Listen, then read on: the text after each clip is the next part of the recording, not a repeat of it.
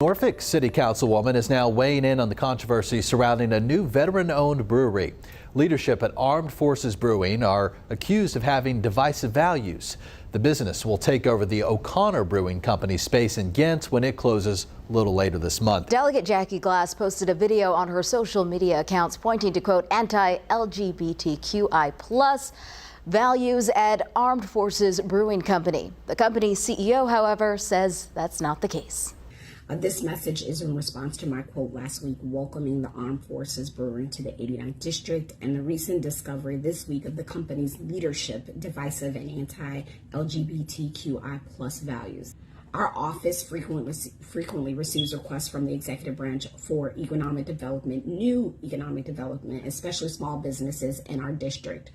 The turnaround time is often very quick. We do our best to review the company and respond. I could have done more due diligence in vetting the Armed Forces Brewing executive leadership. Full stop. I left the military after 11 years in part because I witnessed and was on the receiving end of discrimination, racism, sexism. You knew it was coming. These things didn't start with this brewery and certainly won't end if we don't choose to bark up the right tree. Because right now, Norfolk is giving sad circus vibes. Though she did not name any specific examples of divisive values, the company's director of military relations, Robert J. O'Neill, attracted controversy earlier this year after he criticized the Navy for using an active duty drag queen as a digital ambassador. He wrote in part on Twitter, "I can't believe I fought for this." O'Neill is a former Navy SEAL and part of the team that killed terrorist Osama bin Laden.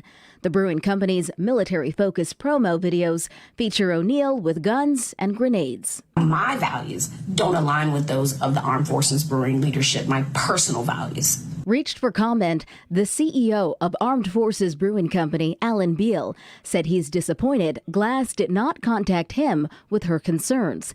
He said in part, Armed Forces Brewing Company respects and embraces all of the military, veteran, and patriotic community, which is made up of a very diverse group of Americans. There were a lot of red flags. Norfolk Councilwoman Andrea McClellan is also voicing concerns about the company after researching their social media. The rhetoric and the use of guns, shooting things up, it just seems to be counterintuitive to the message that we're trying to send here. The brewing company's CEO also said his company supports many nonprofits that raise money for veterans, quote, regardless of their gender identification, race, religious, or political beliefs.